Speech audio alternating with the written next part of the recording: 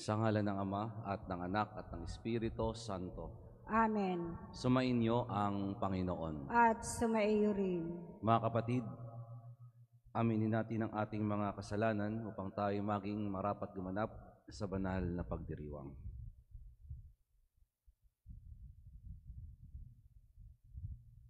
Inaamin ko sa makapangyarihang Diyos at sa inyo mga kapatid, na lubha akong nagkasala sa isip, salita, sa gawa at sa aking pagkukulang.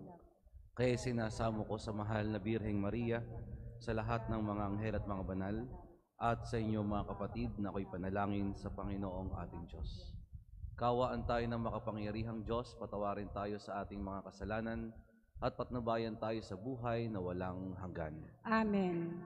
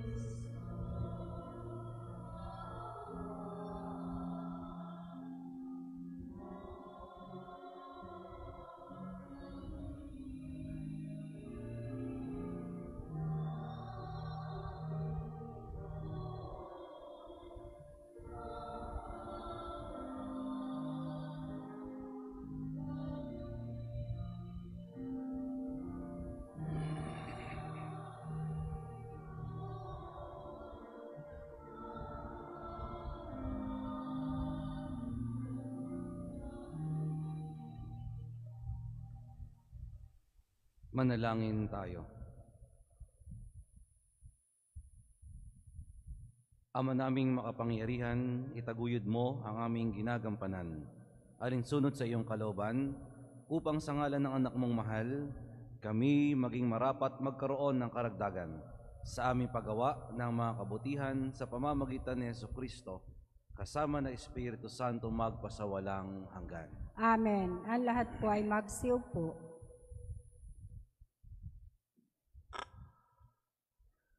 Pagbasa mula sa ikalawang aklat ni Samuel. Noong mga araw na iyon, nagkaisa ang lahat ng angkan ng Israel na pumunta sa Hebron upang makipagkita kay David. Sinabi nila, "Kami laman ng iyong laman at dugo ng iyong dugo. Nang si Saul ang hari namin, nanguna ka sa mga kawal ng Israel sa pakikipagdigma. Ipinangako ko sa iyong ng Panginoon na gagawin kanyang hari upang mamuno sa kanyang bayan. Lahat ng matatanda ng Israel ay nagpunta nga sa Hebron at doon nakipagkasundo sa kanya sa harapan ng Panginoon. Pinahiran nila ng langis si David at kinilalang hari sa Israel. Nooy 30 taon na si David at naghari siyang 40 taon sa Hebron. 7 taon at kalahati siyang namahala sa Uda. Sa Jerusalem naman ay 33 taon siyang naghari sa buong Israel at Huda. Nang siya'y maging hari, pinangunahan niya ang kanyang mga kawal upang lusubin ang mga Hebuseyo na nasa Jerusalem. Sinabi nila kay David, "Hindi ka makapapasok dito kahit mga bulag at lumpo lamang ang magtanggol dito." Ngunit nakuha ni David ang kuta ng Sion na tinawag na lungsod ni David hanggang ngayon. Habang lumalaon ay lalong nagiging makapangyarihan si David, pagkat sumasa kanya ang Panginoon ang Diyos na makapangyarihan. Ang salita ng Diyos. Salamat sa Diyos.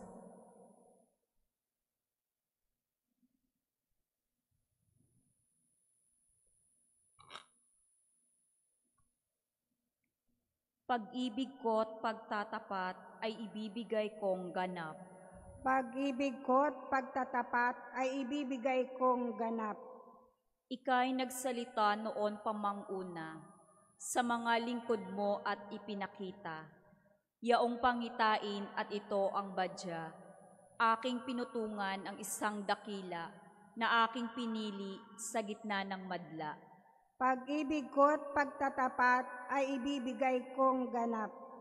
Ang piniling lingkod na ito'y si David, aking pinahira ng banal na langis. Kaya't palagi ko siyang aakbayan at siya'y lalakas sa aking patnubay. Pag-ibig ko't pagtatapat ay ibibigay kong ganap. Ang pagtatapat ko't pag-ibig na wagas ay iuukol ko't aking igagawad. At magtatagumpay siya oras-oras. Mga kahari ay kanyang masasakop, dagat na malawak at malaking ilog. Pag-ibig ko't pagtatapat ay ibibigay kong ganap. Ang lahat po ay magsitayo.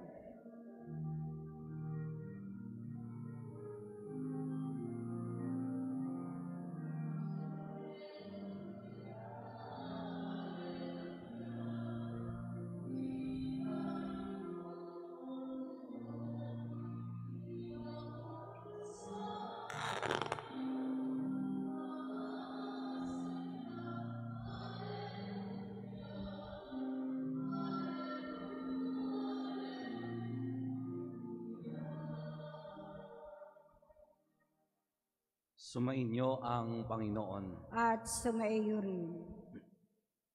Ang mabuting balita ng Panginoon ayon kay San Marcos. Papuri sa iyo, Panginoon. Noong panahong iyon, sinabi ng mga iskribang dumating mula sa Jerusalem, inaalihan siya ni Beelzebul, ang prinsipe ng mga demonyo. Ito ang nagbigay sa kanya ng kapangyarihang magpalayas ng mga demonyo. Kaya pinalapit ni Jesus ang mga tao at sinabi sa kanila ang ilang talinhaga. Paano mangyayaring palalayasin ni Satanas si Satanas?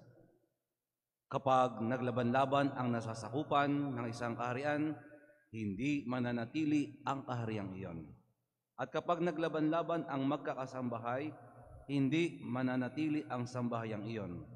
Kaya hindi naman, kapag naghimagsik si Satanas laban sa kanyang sarili at naglaban-laban ang kanyang nasasakupan, hindi magtatagal at darating ang kanyang wakas. Walang makapapasok sa bahay ng isang taong malakas at makakaagaw ng kanyang ari-arian, malibang gapusin muna niya ang taong iyon. Saka pa lamang niya malooban ang bahay na iyon. Tandaan ninyo ito, maaaring ipatawad sa mga tao ang lahat ng kasalanan at panalait nila sa Diyos, ngunit ang sinumang lumait sa Espiritu Santo ay hindi makapapatawad. Ang kanyang kasalanan ay hindi mapapawi kailanman. Sinabi ito ni Jesus sapagkat ang sabi ng ilan, inaalihan siya ng masamang espiritu. Mga kapatid, ang mabuting balita ng Panginoon. Pinupuri ka namin, Panginoong Jesucristo. Ang lahat po ay magsiupo. Magandang umaga po sa inyong lahat. Magandang umaga po, Padre. Ang ating pong Panginoon Jesucristo sa ating ipinahayag na mabuting balita ay gumagawa ng isa sa kanyang mga ministeryo. At ito ay ang magpalayas ng masamang espiritu sa mga inaalihan nito. One of the ministry of Jesus is to drive away demons.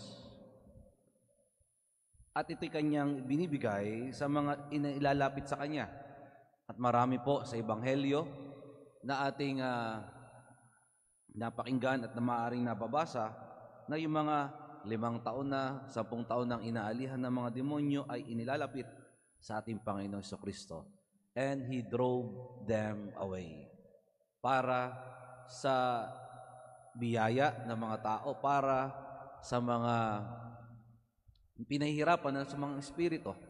At marami po ang gumagawa nito sa kanyang habang siya nagbiministeryo dahil nakakatanggap sila ng biyaya. Habang ginagawa ng Panginoon Kristo ang kanyang ministeryo, ay parami ang naniniwala sa kanya, parami ang mga humihingi ng pagpapala sa kanya, at nakatanggap ang mga tao ng biyaya. And one of the ways of their thanksgiving is they believe in Jesus at nagbago ang kanilang buhay. Pero nakakalungkot po na mayroong ganun pa rin ang pagtingin kay Jesus. Inaalihan siya ni Beelzebul, ang prinsipe ng mga demonyo. Ito ang nagbigay sa kanya ng kapangyarihang magpalayas ng mga demonyo. Dahil sa hindi nila matanggap ang kabutihang ginagawa ni Jesus, dahil hindi nila matanggap na si Jesus ang sinugod na anak ng Diyos, dahil si Jesus ay nagkakaloob ng mga biyaya, kanilang sinisiraan ang Panginoon Kristo at nagbibigay ng maling pagpapakilala sa Kanya. Alam niyo po, ito yung maaring maging tukso din sa atin sa bilang simbahan. Una, kapag tayo ay nasasaktan na sa katotohanan ng simbahan, baka tayo na rin yung gumawa ng maling pagpapakilala tungkol sa simbahan. Kapag tayo itinutuwid na, kapag tayo ay tinuturuan, baka tayo na rin yung magpakilala ng maling katesismo, maling pagkakilala sa simbahan. Kaya din po, when we have something, we want something, kapag tayo ay may gusto, and the rules, the laws of the church are not in favor of our wants, baka tayo rin yung magbigay ng maling pagpapakilala sa simbahan. Baka tayo rin yung sumira sa maganda namang idinudulot ng simbahan. Yung gusto natin sa kabutihan ng marami. Yung kagustuhan natin para sa biyaya ng nakararami. Katulad ng patuloy na ginagawa ng mga iskriba at pariseyo. Maraming pagpapalang tinatanggap ng tao mula kay Jesus, pero yung kanilang maling pagpapakilala kay Jesus ang patuloy na nanatili sa kanilang puso. Yan po isa sa mga capital sins, yung inggit. Kaya tingnan natin ang ating pagsunod kay Kristo. Bakit ba ako sumusunod kay Kristo? Bakit ko ba minamahal si Kristo? Bakit ba patuloy akong nagdiriwang ng pagpupuri sa loob ng simbahan? Dahil mahal ako ng Diyos. It's either tumatanggap ako ng biyaya at saka tinutuwid ako ng turo ng simbahan at binabago ako ng simbahan. Ito po yung tunay na diwa ng sinasabi ng Panginoon Kristo na ang mga miyembro ng isang sambahayan ay dapat magkakaisa. Magkakaisa po tayong tumatanggap ng pagpapala ng Diyos. Magkakaisa po tayong tinutuwid ng turo ng simbahan at turo ng Diyos, at magkakasama tayong binabago para maging isang sambayanan, isang simbahang nananampalataya sa ating Panginoon Kristo, at ang magiging bunga nito ay mga biyaya para sa atin.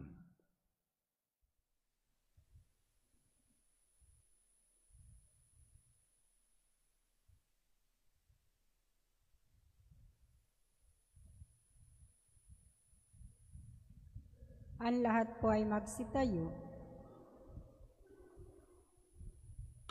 Natitipon tayo kay Kristo na lumulubig sa kasamaan, buong tiwala tayong lumapit sa Ama, dala ang ating mga idinadalangin mithiin. Ang tugon, Ama sa langit, iligtas mo kami sa masama. Ama sa langit, iligtas mo kami sa masama. Ang simbahan, naway mapanibago at sumaksi ng may katapatan sa tamang pagpapahalaga sa buhay upang makatulong sa pagpapanumbalik sa mundong nasadlak sa kasamaan. Manalangin tayo sa Panginoon. Ama sa langit, iligtas mo kami sa masama. Ang mga nagdidigmaang mga bansa, naway matutong mamuhay sa pakikiisa at pagtutulungan upang makapagdulot ng kapayapaan sa daigdig. Manalangin tayo sa Panginoon. Ama sa langit, iligtas mo kami sa masama. Ang lahat ng nananalig kay Kristo, naway mapaglabanan nila ang pagkakahiwa-hiwalay at maging iisa sa Panginoon. Manalangin tayo sa Panginoon. Ama sa langit, iligtas mo kami sa masama. Ang mga may sakit, lalo na ang mga lumpo at may kapansanan, naway tumanggap ng kasiyahan at kalinga sa mga nag-aalaga sa kanila. Manalangin tayo sa Panginoon. Ama sa langit, iligtas mo kami sa masama. Ang mga tapat na yumao, naway mailigtas sa kasamaan ng walang hanggang kamatayan. Manalangin tayo sa Panginoon. Ama sa langit, iligtas mo kami sa masama. Ama naming Diyos, patuloy mo kaming hilumin sa lahat ng masama at hayaan mo ang iyong kabutihan nang siyang magliwanag sa amin sa kapangyarihan ng Jesucristong aming Panginoon. Amen. Ang lahat po ay magsiupo.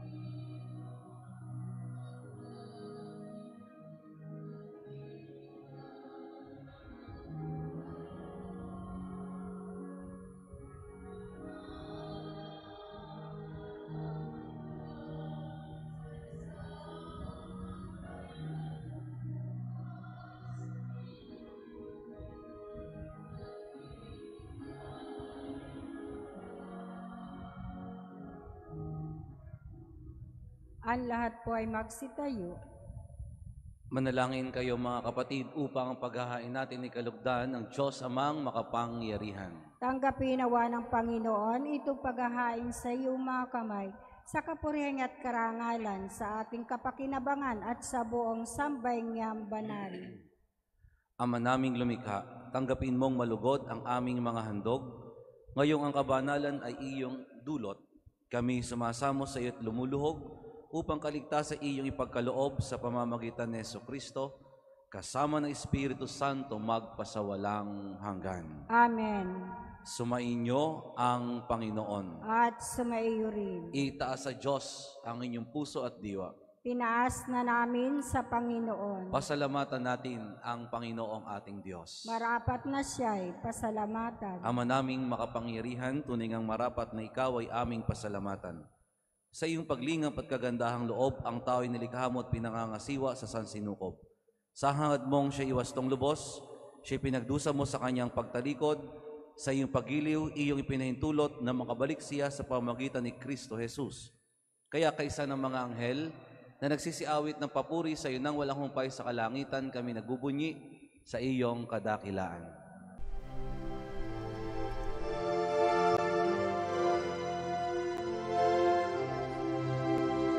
Santo, Santo, Santo, Panginoong Diyos makapangyarihan, napupuno ang langit at lupa ng kalwalhatian mo. Hosana sa kaitaasan, pinagpalang na paririto sa ngalan ng Panginoon. Hosana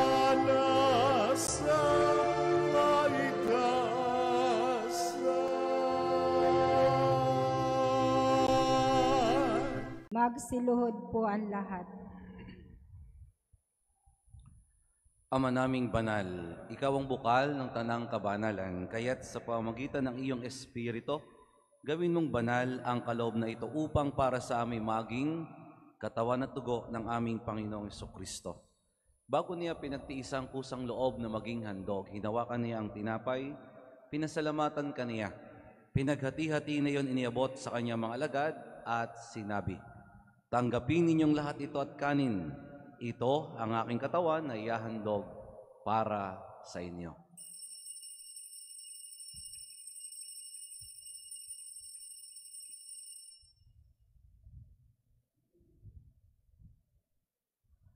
Gayun din naman nung matapos ang hapunan, hinawakan niya ang kalis, muli kanyang pinasalamatan. Iniabot niya ang kalis sa kanyang mga alagad at sinabi, "Tanggapin ninyong lahat ito at inumin. Ito ang kalis ng aking dugo ng bago at walang hanggang tipan. Ang aking dugo na ibubuhos para sa inyo at para sa lahat. Sa kapagpapatawad ng mga kasalanan, gawin ninyo ito sa pag-alaala sa akin."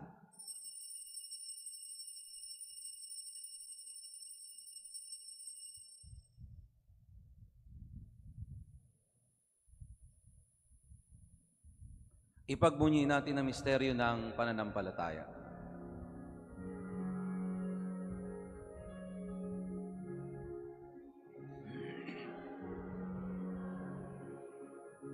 Sarili ay bilang pagkain inumin, nagsasalo.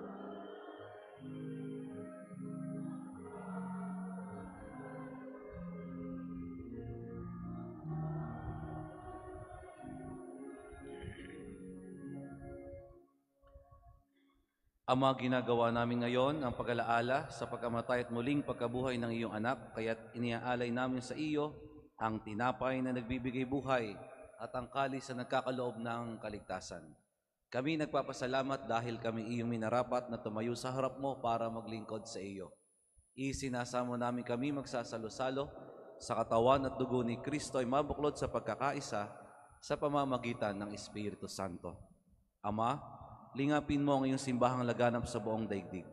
Puspusin mo kami sa pag-ibig kay San Francisco na aming Santo Papa at ni Melray naming Obispo at ng Tanang Kaparian. Alalahanin mo rin ang mga kapatid naming nahimlay na may pag-asang sila muling mabubuhay, gayon din ang lahat ng mga pumanaw. Kaawaan mo sila at patulayin sa iyong kaliwanagan. Kaawaan at pagindapatin kaming lahat na makasalo sa iyong buhay na walang wakas. Kaysa ng mahal na Birheng Maria na ina ng Diyos, ng kanyang kabiyak na pusong si San Jose, kaysa ng mga apostol at ng lahat ng mga banal na namuhay dito sa daigdig ng kalugod-lugod sa iyo, may pagdiwang nawa namin ang pagpupuri sa ikararangal mo sa pamamagitan ng iyong anak na aming Panginoong Hesukristo. Sa pamamagitan ni Kristo kasama niya at sa Kanya, ang lahat ng parangal at papuri ay sa iyo, Diyos amang makapangyarihan kasama ng Espiritu Santo, magpasawalang hanggan.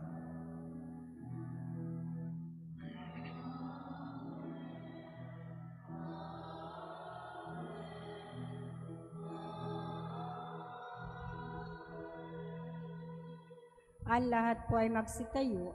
Sa tagubili ng mga nakagagaling na utos at turo ni Jesus na Panginoon natin at Diyos, ipahayag natin ang lakas loob.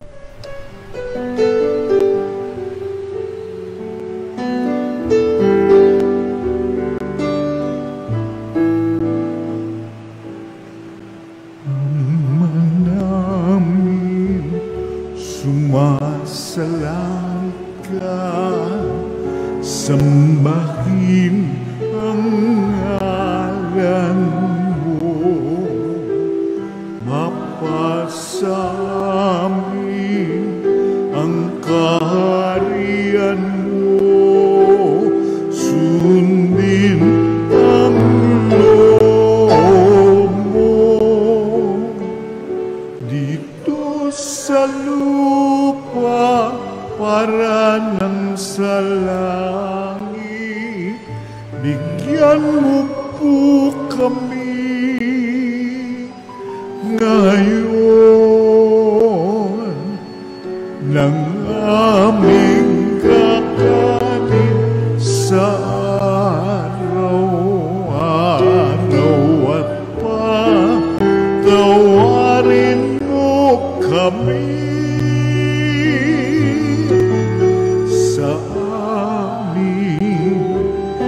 mga sala para ng pagpapatawan namin sa nagkakasala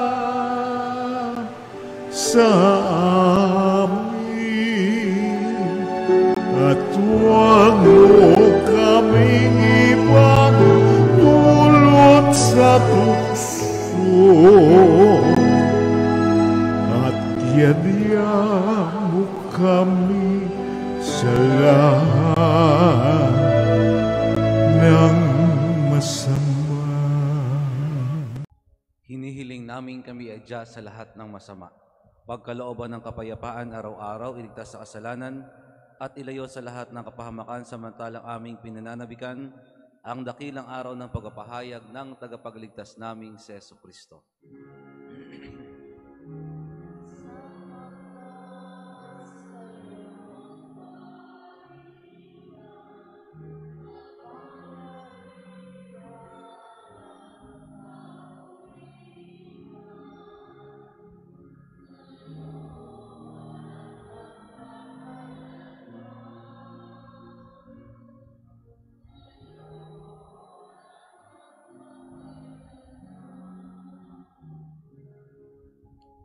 Panginoong Jesucristo, sinabi mo sa iyong mga apostol, kapayapaan ang iniiwan ko sa inyo, ang aking kapayapaan ang ibinibigay ko sa inyo. Tunghayan mo ang aming pananampalataya at huwag ang aming pagkakasala.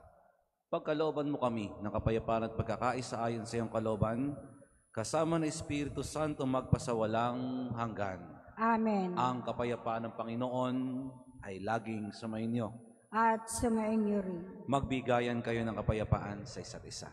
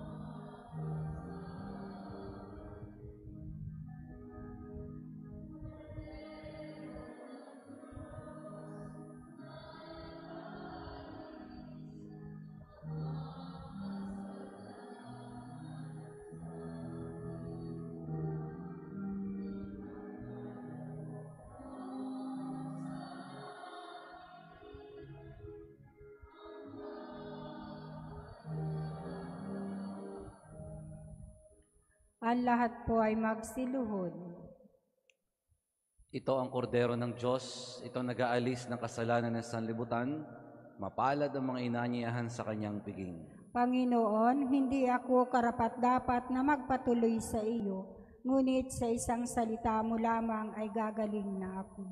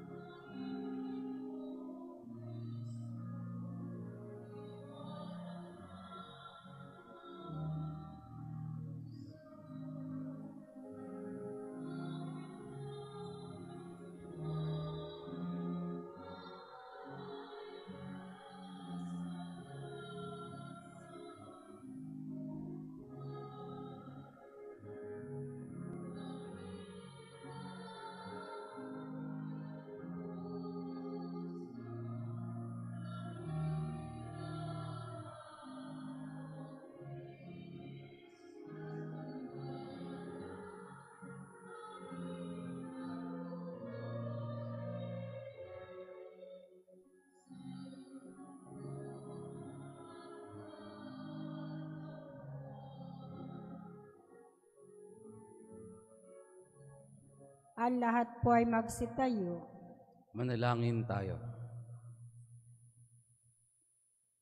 Ama naming mapagmahal, ipagkaloob mong sa aming paikinabang sa iyong kagandahang loob na bumubuhay, lagi nawa namin mairakarangal ang iyong pagpapalang sa aming binibigay sa pamamagitan ni Jesucristo, kasama ng Espiritu Santo magpasawalang hanggan. Amen. Inaanyayahan po dito sa unahan para sa panalangin at pagbabasbas ang mga nagdiriwang ng kaarawan ngayon, anibersaryo ng kanilang kasal, nakatakdang mga ibang bansa at sasailalin sa pagsusulit, at yung po mga magpapabasbas ng mga religious article.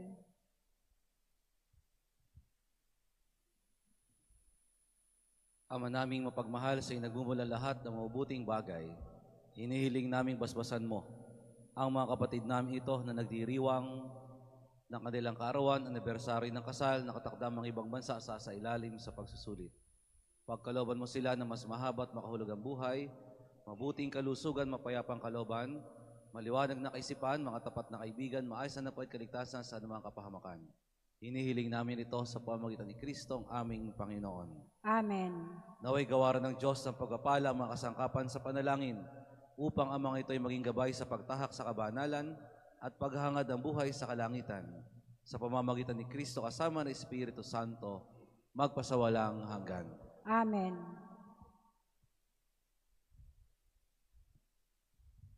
Palakpakan po natin sila.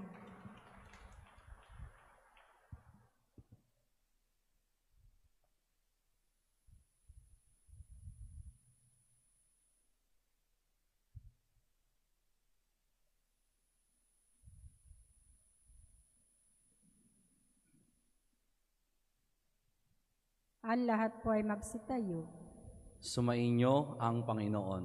At sumainyo rin. At pagpalain kayong lahat ng makapangyarihang Diyos, Ama at Anak at Espiritu Santo. Amen. Tapos na po ang ating pagdiriwang, humayo kayong taglayang pag-ibig ni Kristo. Salamat sa Diyos.